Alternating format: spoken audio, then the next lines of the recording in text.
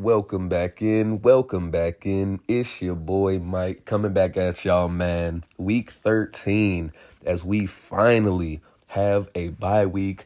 We are in year 3, and this is the 3rd year in a row. All 3 seasons so far, we've had our bye week 13 or later. Which is good for the stretch run, but, playing 12 games of high level professional football does take a toll. So definitely a much needed week of rest for the guys. We're going to go over just the way that the season's been going so far, get into how we're going to tackle the home stretch of the year.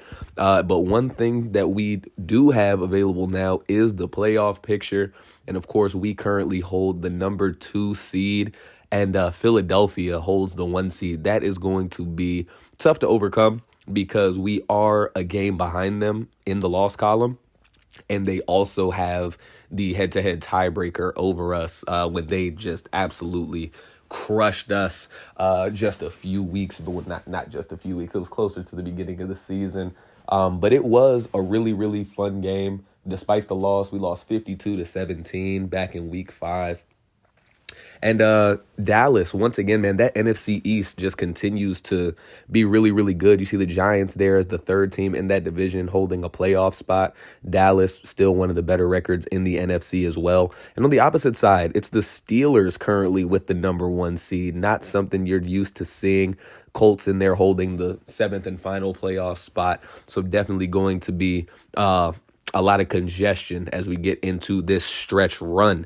I wanted to go ahead and take a look at some more of these remaining contracts. Zaven Collins, we have already decided we are not going to extend him this season. We've offered him lots of money, and he just has not accepted any of it. He is certainly going to be franchise tagged at the conclusion of the year. So do not worry. He will not be going anywhere for at least 1 more season. But as we take a look at some of these other guys, of course, Paris Johnson Jr. going to get his 5th-year option accepted. Wanted to come to Lewis Cine, man. Lewis Cine was on the verge of getting traded or cut and did not get his 5th-year option picked up. But this year, he has been probably our best safety. I mean, Jalen Thompson, of course, has been a linchpin of this defense since year 1. But Lewis Cine, man, he's gotten timely interceptions. He's incredibly good in his run support role. And we're going to pay him off, man, with a 4-year extension. Going to average out to about $10.5 million a year. I think it's a solid number to put in for him, man. We're not overly committed as far as that. It's a movable deal if the need ever were to arise. And for this bye week, we are going to go ahead and keep grinding, in the division. It's very, very close. We hold just a 2-game lead in the loss column for the Rams. And with a game coming up against them next week, it's going to definitely be critical to make sure that we keep firing on all cylinders. Gonna have the rare not training camp, the rare practice footage. I don't normally show these unless we get, some type of development during it, or maybe just if we have one that I want to talk through a little bit. But yeah, man, we'll start with just the way that the season has gone up to this point. And we started the season off really, really strong against the Niners, 38-13. Big win, for to start out the season against a divisional rival. We beat the Panthers in week 2, 7-point game. That one was a dogfight.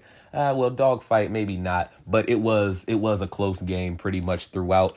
The Indianapolis Colts, man, we jumped out to a big lead against them and almost let them back in it. But fortunately, we were able to go ahead and close that one out as well. And the Texans, week 4, that one was not one that I was prepared to be a dogfight. They were one of the worst teams in the league through the first 3 games of the year. And it took everything we had in that week 4 matchup to finally pull it out. We were up 24-17 at the half in that game. We allowed 19 fourth quarter Houston points to almost allow them to pull back in it, if not for a last minute drive that we ended off with a kick from Cameron Dicker.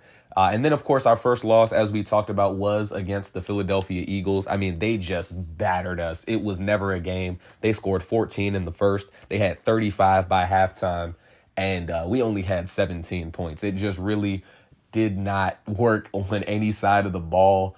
Despite Glenn Roberts for one of the few times throwing over 300 yards, it just did not work out in our favor. DeAndre Swift went crazy for over 150 yards and 3 scores. We only got 39 rushing yards between our two backs. Roberts chipped in with a couple, but when you get down so much so early, it's really hard to stick to that type of game plan, which is why they were able to blow us out in the fashion that they did. But we bounced back with a blowout win the following week against Baltimore, a 35-point victory. 59 points scored against that Ravens defense is not something I would have expected.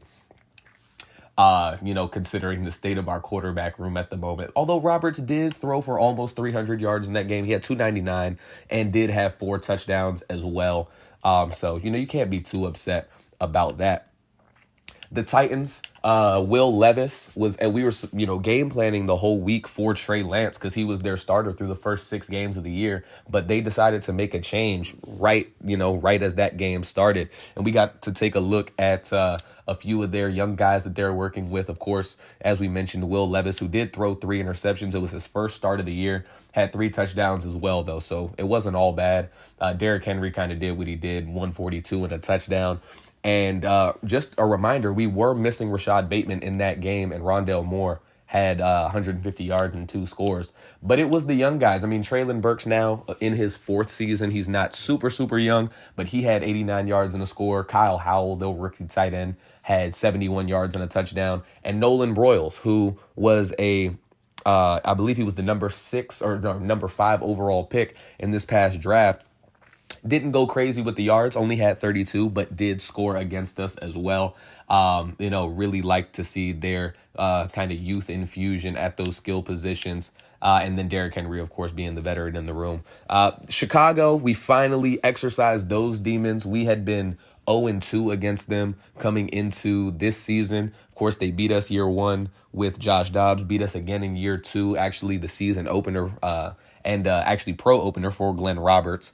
But we brought it back, got 52 points in that game, really was never in danger of losing.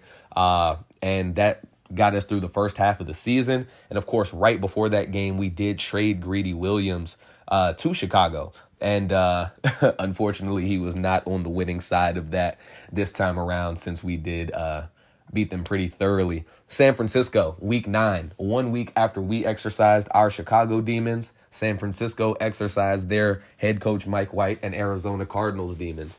We're now 5-1 against the Niners all time in the career of head coach Mike White. And this one was a really fun game, a 27-23 ball game that we just let slip away in the second half. It was 13-10 at the half, and we only were able to manage 10 points in the second half, while San Francisco had, saved their best for last, scoring 17 in the second half. And this was despite a really good game from Ty Davis-Price, over 100 yards and a touchdown, but McCaffrey did match him in that production pretty much. And then their rookie backup, Manny Wilkinson, just had an inexplicable 22-yard touchdown run that we weren't prepared for, quite honestly. And Jalen Ford, who was filling in for the injured Deebo Samuel, taking one step up on that receiving ladder, led all receivers in that game. And that's somebody who, with his size at 6'6" and with his speed developing as well, somebody we're going to have to keep an eye on for the future in those matchups. And then the Falcons, that game wasn't really, anything to write home about. I mean, we went in, we handled business. They have no quarterback. Desmond Ridder is not the guy. And, if you don't have the guy at quarterback, it's really, really difficult to, contend with a team like ours, someone who is a team that is going to put points on the board and in a hurry. Generally, they only scored 10 points. Actually, our lowest output that we've allowed this season. And then, of course, the Saints game. Again, I can't apologize enough to you all about whatever happened with that footage. Again, I did show it. We only played it the one time. It was a 34-31 game. It was definitely a game I wasn't expecting to be sweating out, but sweat it out we did. Alvin Kamara had 3 touchdowns in that game. He scored to give them the lead, 31-27. And Glenn Roberts, well, it was mostly Ty Davis-Price, but Glenn Roberts did, get us down the field then to go ahead and get that, walk-off touchdown. And then the most recent game that you all have seen is going to be that Jacksonville Jaguars game, 34-17. Wasn't a whole lot that we were worried about. The first half, they did, keep some pressure applied. It was 17-14 at the half, but they scored just 3 points the rest of the way for us to go ahead and get that W also. And so that brings us to where we are right now in the bye week, week 13, with the Rams on deck. As you see, we're going over, getting some upgrades for some of these guys. Nice to see Rashad Bateman just continuing to climb, man. Again, we know he's one of the best receivers in the league, and he's certainly continuing to make that progression that we have loved to see from him. But that's the first half of the season recapped. Of course, we currently sit here at 10-2, and just 2 games in the loss column ahead of the Rams. Of course, the Rams 3 games behind us in the win column. And they do have the 49ers this week during our bye week. So that'll be interesting to see, as both of those teams are currently sitting at 7-4. And we haven't played the Rams yet.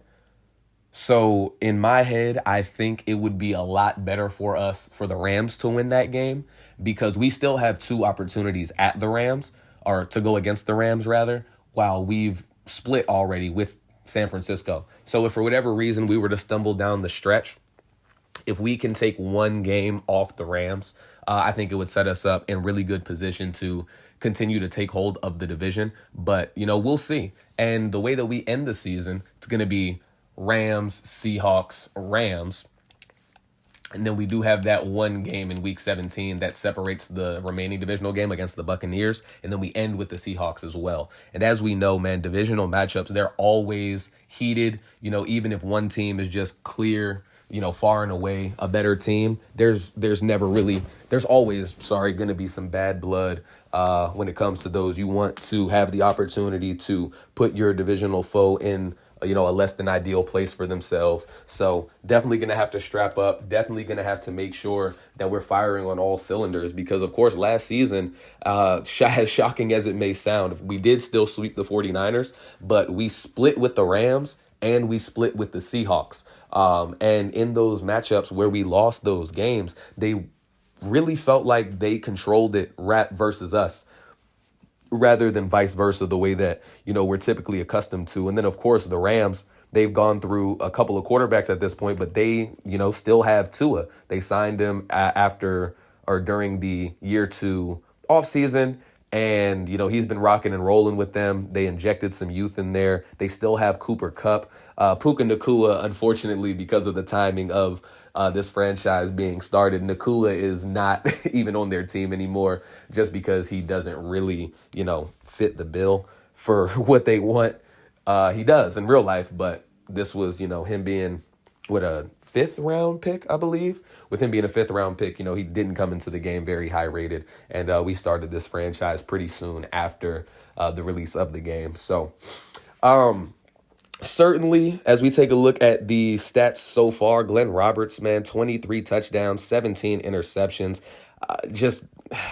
The interceptions have to go down. They have to go down. That completion percentage, 55%, is not good at all. We were hoping that, as you see his yards per game, they've gone down significantly. I believe last year he was hovering around that 275 mark, and he's down, over 50 yards a game. We were hoping that taking the ball out of his hands some would result in a decrease in the interceptions. It has not. However, Ty Davis Price is having a career year. He's at 1,264 yards and 21 touchdowns. By far his most touchdowns on the ground for us, and really just overall in a season already. And he's continuing to go 105 yards a game. I mean, we could see him hit, 1,900 yards. 2,000 is not out of the realm of possibility, depending on how we're able to work during these last couple of weeks. And then, of course, man, we know Antonio Gibson, he's been steady as steady goes, has been a great return man for us as well. But then when you get to the other side of that equation, because we haven't been, having Roberts really throw the ball aired out as much as we did his rookie year, Rashad Bateman's numbers have definitely taken a hit. 46 catches for 726 yards and 5 touchdowns. And he's really not even anywhere close into that top tier of receiver production so far this season. He's actually in that 15 to 20 range versus, top of the league, which is where we had generally expected him to be throughout his first season and a half or so with the team. Offensive line, man, I can't be upset at that at all. DJ Humphries and Paris Johnson, they get the most athletic guys every game. It's only right that they'll give up some sacks from time to time, not to mention that Glenn Roberts has caused a few of those himself. And Lewis Cine, man, leads the team in tackles. And also down there with 8 tackles for loss, 82 tackles, man, from Lewis Cine. And on top of that, 2 sacks, 3 interceptions. I mean, he has a case that he has been, if not our best, one of our top 2 or 3 most important defenders this year, especially with the sack numbers down, B.J. Ojulari down, and Cam Thomas, who's had, a couple of good seasons for us so far. Shocked to see that he only has 5.5 sacks. But interceptions, man, Jalen Johnson. And I know that I've, talked about Jalen Johnson from time to time as if, he's lacking. But truthfully, it's honestly just the speed aspect of it. When he goes against a receiver who has, maybe let's say 93 plus speed, 92, 93 plus speed, he does tend to struggle because he's not the swiftest of feet. He has 89 speed, and he's also not, what is he, 6 foot? Yeah. So he doesn't have amazing size. But, I mean, when you have Amani Harris, the rookie, and Andrew Stinson, who now is the leader of this cornerback room, it really does help because, we have options. If we need someone to cover a tall, quick receiver, you can throw Stinson on them. If you have somebody who's, maybe an elite route runner, someone like a Cooper Kupp or an Amon-Ra St. Brown who has really good short speed, you can put Johnson on him because his man coverage is some of the best in the league. But, if you have, like I said, if you have your DK Metcalfs, that's not in his wheelhouse. As you take a look, I'm going to continue to just talk a little bit, but you can take a look at the numbers around the league. I'm going to go through about the top 5 to 7 per category, so you'll be able to kind of get a glimpse of who the top performers are throughout the league. As you see Dak Prescott there, man, 32 touchdowns to 6 picks. Burrow, how about that? 29 to 3. Then you got Kenny Pickett down there, 21 to 4. Yes, sorry.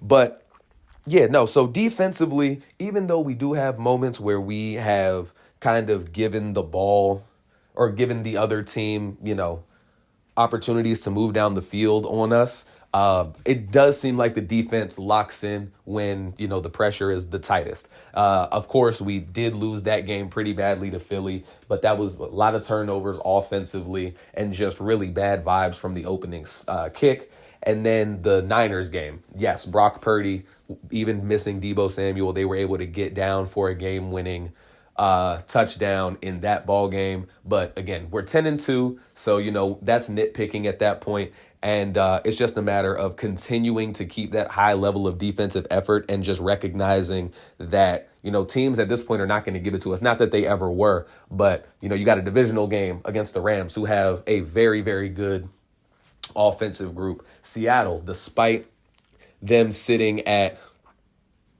just 2 wins, we know that they also have a really, really good offensive group. DK Metcalf, who we were just talking about, Jackson Smith and Jigba, who now at this point in year 3, with his superstar development is, one of the bright young receivers in the league. And then Tampa Bay, I mean, Mike Evans, yes, at this point he is going to be getting up there in age, but Evans, Chris Godwin, they do have a young quarterback as well who they drafted last season. So certainly going to be making sure we're keeping on the guys defensively, but that is not going to be the priority for the coaching staff down the stretch. Head coach Mike White is likely going to leave. The defense, well, yes, in his own hands because he is a defensive head coach, but he's going to focus more on the offensive side of the ball. He feels like that's where the team really needs a little bit more guidance, Ty Davis-Price notwithstanding. And it all boils down to Glenn Roberts. I mean, he's in his second season, still just 22 years old. But when you have a team with Super Bowl aspirations, I mean, we won the Super Bowl with Josh Dobbs last season. So we know that this team has the ability to make a deep playoff run, and we don't need the quarterback to be spectacular. Josh Dobbs averaged probably 160 yards from the time that he took over as the starter due to Roberts' injury through the Super Bowl. I mean, like, we were blowing teams out with Josh Dobbs having 125 yards passing. Now, granted, we did go on an unprecedented run of, I believe it was 7 or 8 straight games of over 200 rushing yards as a team. And, Ty Davis Price and Antonio Gibson contributed to that. Josh Dobbs, of course, was able to get some done with his legs too. But the biggest thing with Dobbs at quarterback that we just haven't been able to quite find with Roberts was his ability to just give the ball to his playmakers and let them cook. Josh Dobbs he doesn't have a cannon for an arm. He's not going to be able to layer all of those different types of throws all over the field. He's not going to contort his body and throw left-handed the way that, like Patrick Mahomes against Denver, if you remember a few years back. That's not in his wheelhouse. But what did he do? Hey, let me go ahead and give this ball to Rondale Moore on a quick whip route. Hey, here's Trey McBride, who already is faster than this linebacker, coming right across his face. Let me drop it down there and let him use, that speed and power at the tight end position to get us some more yards. Hey, there's nothing there. Let's go ahead and just dump it out of the backfield to Ty Davis Price or Antonio Gibson, probably more likely, so that they can go ahead and work. Hey, it's 2nd and 9. No, we don't need to go for a 35-yard bomb. It's fine to go ahead and hit the, 8-yard hitch route. It's okay to go ahead and hit the drag right here and let Rashad Bateman do what he does best, which is work with the ball in his hands. And we're still working on getting Glenn Roberts to the level where he's able to do that, where he's able to understand, live to fight another play. It doesn't have to be home run or bust. It is okay to take what the defense gives you sometimes. And I will give him credit in that, what's that Deion Waiters quote? I'd rather go 0 for 30 than 0 for 9, because if I'm 0 for 9, it means I stopped shooting. Now, it sounds good in theory. However, once you start throwing your 3rd and 4th interceptions of the game, maybe pull back just a hair, because at that point you're pressing. And when you start to press, what does it do? It allows the defense to relax because they know, hey, this guy can't really do all of these things that he's trying to do, and we know that he's going to try to do them anyway. So let's go ahead and attack the things that he can do to force him to continue to make those mistakes. And it leads to outcomes like the game against the Eagles. Even though that is a one-off game, with the strength of our team, there should never be a time where a team beats us by 35 points. There should never be a time where we are out of it by halftime. There should, quite frankly, never be a time where after the first quarter, you're giving a hype, some type of speech to rally your guys when it's only, the 3rd or 4th week of the season. And I think that as the rest of the season plays out, we're going to continue to lean on our strengths, which have been the running game. And, remember, Glenn Roberts has 23 passing touchdowns. Ty Davis Price has 21 rushing touchdowns and 1 receiving touchdown. So, definitely going to continue to lean on Davis Price, going to continue to let Gibson work into the fold as well. And then also, we're going to, I think, switch it up a little bit. And, we're probably going to take some plays away from Roberts for the time being, just until we can get him more comfortable just making the easy stuff. You have to, 10 out of 10, hit a drag route that's wide open. You have to do that. You have to be able to get, swing a pass out of the backfield to the running back. You have to be able to understand, hey, I can't throw this ball down the field to Rashad Bateman, who, although I do trust, he has corner on him. He's bracketed up top, over top by a safety. And there's maybe a linebacker who, for whatever reason, found his way 25 yards downfield. It's not a smart play. Is it possible for Rashad Bateman to use his ability to, go get the ball and, with his great hands, possible for him to get that? Sure. Is it likely? No. But what's more likely? Probably an injury or a tip, a deflection. And those are the heartbreakers, when you turn the ball over because you forced the ball into somewhere that it had no business being. So yeah, that's the, that's what we're leaning towards being the game plan for the offense. We want to run the offense through our running game, and don't forget Glenn Roberts does have wheels on him. He's had a few really nice runs. We generally only stick to the design runs. We haven't had him scramble a whole lot, just because, we don't want him to get overly reliant on that when he's still trying to develop more as a passer as well. And he has really good protection. So, it shouldn't be something that he defaults to. It should be something that, he'll use when necessary. So just continuing to develop those traits in him. He's gearing up potentially. I mean, sitting at 10-2, I find it unlikely that we would miss the playoffs altogether, although it is not impossible. So he's, going to have to get ready because, unless another injury happens, he is going to be the guy for this postseason run. Last year we let Dobbs continue to keep it because he was the hot hand. However, again, barring injury, we have to know what we have in Glenn Roberts. We have to. I feel like it's unfair to, potentially have a conversation about moving on if we haven't seen him, at least even have the ability to see what he can do in the playoffs. There are a lot of guys throughout history in any sports who, okay, now maybe they're not as unreliable as he is during the regular season, but think about a Jimmy Butler in the NBA. Jimmy Butler has never sniffed an MVP conversation. I don't believe he's ever been a first team all NBA selection. I could be wrong about that. But just overall, he's not super decorated from a resume standpoint in the regular season. But what happens when the playoffs come around? He turns it up several notches. I mean, we saw him drag a Heat team that quite frankly had no business being in the finals. Two of the last 4 years. And he's been in the conference finals 3 of the last 4. So, maybe we have that kind of situation going around. Not 100% sure, but yes, we do need to see. And again, remember, this is his second season. We still don't even have to decide potentially on a 5th-year option until after the conclusion of next year, year 4. So still going to give him that time to grow and develop despite the frustrations it may cause. And hopefully down the line, we'll have someone who we stuck with. And, at just 21 years old, he could be, if he ever does turn that corner, the face of our franchise for the next, 10, 15 years.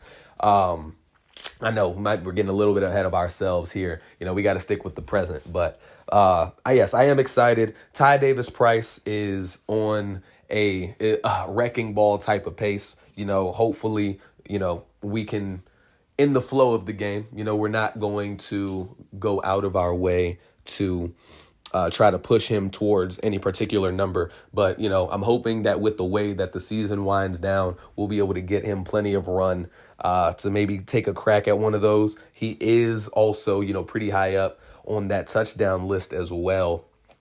And so if we were able to get him into the end zone a few more times, we could be talking about a record-breaking historical type of season. And then Antonio Gibson's still going to get his run. And Rashad Bateman. That is the one thing that I am a little bit concerned about, just hearing a little bit of the locker room chatter from the guys, seeing, these media outlets, they're always looking for a story. You're hearing that Rashad Bateman unhappy with his role, not getting the, targets that he wants, not getting the ball in his hands as much as he'd like. But he does understand that we know as a coaching staff that he is our best offensive player. And, we want to treat him as such. It's just a matter of continuing to work and grow with his quarterback, who he still hasn't quite been able to find that connection with. So, but again, at the end of the day, it's just all about the challenge. It's all about the grind. And, going through some adversity is hopefully going to help this team shine. You know what I'm saying? Later down the line, when the lights are the brightest, when it really, really matters, when it's time for the rubber to meet the road, man. So yeah, I'm excited. We will take a look at some draft prospects at the end of this, towards the end of this episode as well. But getting into the NFC awards, Ty Davis Price, curiously number 2 behind Saquon Barkley, despite having more yards and touchdowns than him across the board. Jalen Johnson, second in the Defensive Player of the Year race. And then, as you see, just dominated by Cardinals down at the bottom. Lewis Seen, that's got to be the highest we've ever seen him with that award. Of course, nobody for Offensive Rookie of the Year. Don't have any big contributors that are rookies. Defensive Rookie of the Year, I mean, Amani Harris should be a shoo-in. He has 6 interceptions, top 3 in the league in picks. Denario Stewart down there, number 8, Defensive Rookie of the Year. He's been around for a few plays. He doesn't get consistent playing time always, but when he is on the field, he tends to do what he needs to do. Ty Davis Price, leading in best running back, but not Offensive Player of the Year. Interesting. No receivers on the best receiver list is interesting, as well as seeing Quez Watkins up there at number 4. Dalton Murray has yet to allow a sack on the year. He's at number 3 for us on the best offensive lineman. No one for best D-line. However, we should have somebody here for best linebacker yet. B.J. Ojolari, Cam Wilhelm, and Zaven Collins, the whole shebang. So dominating that part as well. Cam Thomas down there at number 9. And then, of course, the DBs, I mean, it's not close. It's not close. You're talking about 9 interceptions, 6 interceptions, 4 interceptions, 5 interceptions. And then Jalen Thompson, that was a curious one, although he did get an interception in our last game. So, And then, of course, Cameron Dickerman leading the way there for the kickers. So when it comes to the draft this year, there's not a whole lot that we feel like we need to attack. Offensively, outside of potentially a tackle with DJ Humphries, with DJ Humphries in the final year of his deal and, at this point, going to be on the wrong side of 30. Unsure what we're going to do with him at this current moment. But one guy, Zach Chambers, that we wanted to take a look at, he's been projected to us over the last couple of mock drafts. He has really good size. The speed is not amazing, just good to great, solid to good acceleration. But as you see, projected 1 to 2, but he is a round 1 bona fide talent. And, we haven't really had, yes, we do have Chase Claypool, but he's not really that go up and get it type of receiver in the same way that we think this guy Chambers could be. And then AJ Ringer. Now, yes, hear me out. I know that tight end is not a need for us, but I mean, look at this guy's physical attributes, man. Good to great acceleration, and then great to elite everywhere else across the board. A catching, A short route running, B deep route running, A run block, A catching traffic, A awareness. I mean, he's projected round 2 to 3. So, if we go down the line and have just a pick that we're able to play around with, could be an interesting decision there, where maybe we run, some more we already do run a lot of 2 tight ends with Elijah Higgins, getting a lot of those play action boots. And, if we could upgrade on that tight end 2 position, again, not a super need, but just something to keep in mind, something that we have in our back pocket. And left tackles, as we were mentioning, there's not a whole lot of guys that I was in love with as I was taking a look through. But Timothy Olsen, round 1, 21 years old. The strength, solid to good, is not, amazing. And then that pass blocking is really, really what turned me off of that. So I don't think that Timothy Olsen is going to be someone that we target. Charlie Parsons, a little bit older here at 23 years old, also a round 1 projected talent. And same thing, man, great to elite across the board for his physical attributes outside of strength, which is really the big one. And then similarly, his pass block's not as bad at a C, but his pass block power and run block power both not in great spots. And these are the round 1 guys. Alexander Reed has that sweet spot right in between them at 22 years old. Really good size. Now here's somebody great to elite strength. The rest of his attributes aren't as good, as some of the other guys that we've seen, but he at least doesn't have anything blocking wise that's lower than a C. But you can tell he's definitely a little bit more unrefined than the other 2 guys in front of him. Bud Lewis. Now, this one, he was intriguing. 6'7", 21 years old, round 2 to 3 talent, great to elite strength. And we did see that his pass blocking is not in an amazing spot at a C, as well as his pass block finesse. But again, I think that we definitely have some attributes to work with. A lot of A's in there. A lead block, A impact block.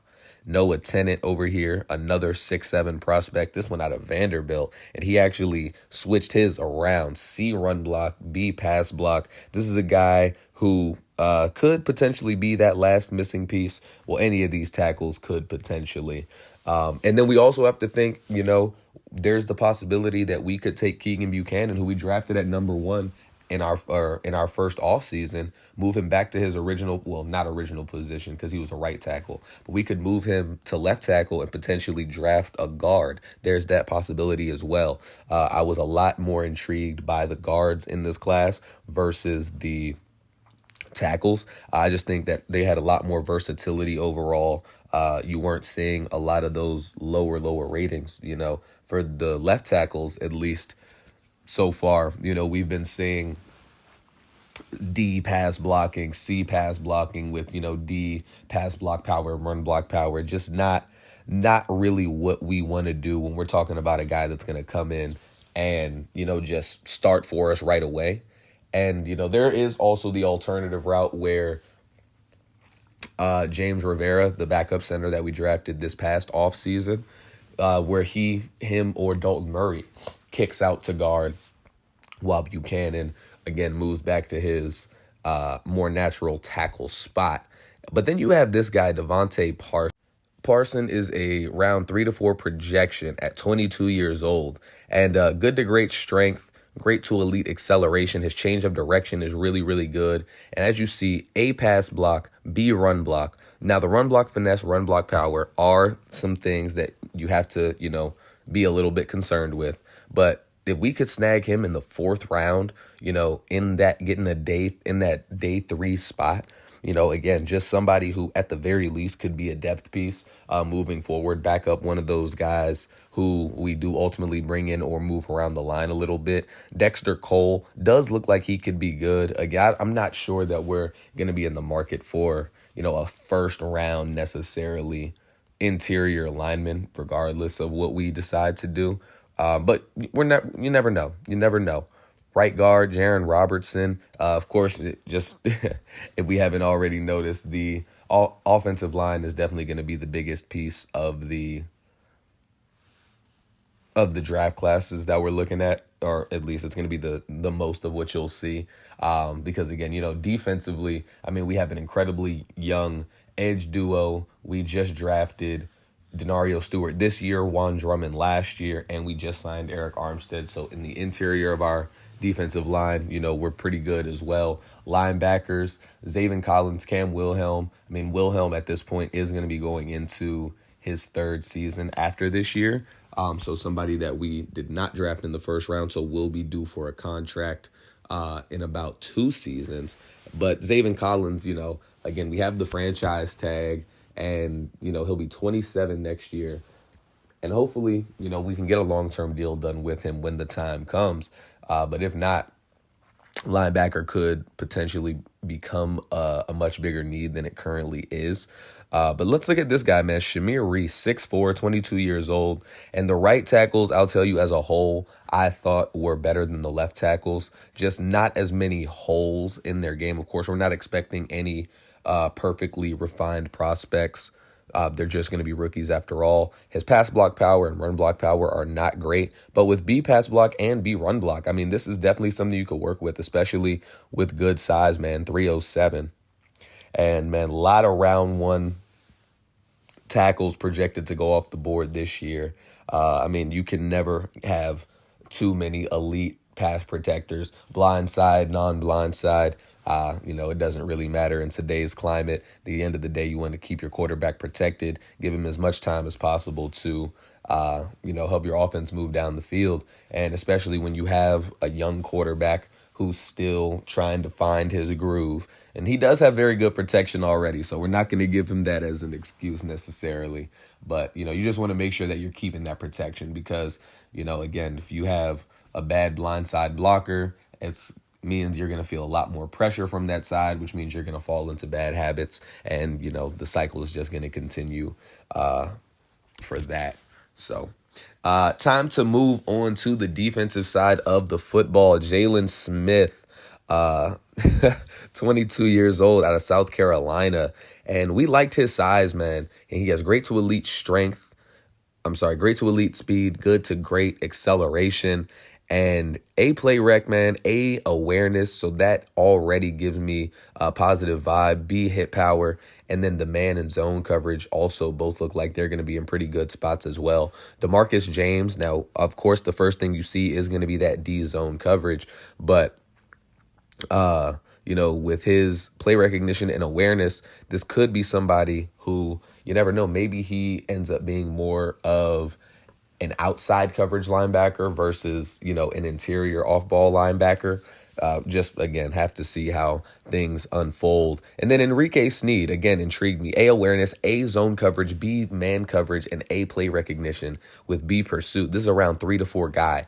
And the awareness and the awareness and play recognition always kind of give away how good one of these guys can be. And then you take a look, his coverages, A zone and B man. And this is a middle linebacker, so it's not like the outside linebacker where you have pass rushers and, they kind of overly inflate the pass coverage guys' coverage stats because it's ranked on the players in your class. But this is another guy, A man and A zone. But this is kind of what I was referring to where, his A man, his A zone could be, C zone, like truthfully, while the middle linebacker's A zone could be more B or B plus. Marco Ellis. Now, I'll tell you one thing. We are definitely not going to be drafting a cornerback this year, but I did think that this guy looked very good. A man coverage, B zone, and B press in the second to third round at 6'4". Jay Torrance here, free safety, 6'1". Now, not going to be a huge need for us, at least immediately. We did just re-sign, of course, Lewis Seen to that 4-year deal, and Jalen Thompson shouldn't be coming back around for at least another season or two. But especially when you're not really sure what to do with your picks, maybe drafting for the future for when, you are not going to want to go ahead and extend certain guys is just always something you have to think about. Got to continue to think 2-3 steps ahead of that process to make sure that you're building your team in as efficient a way as possible.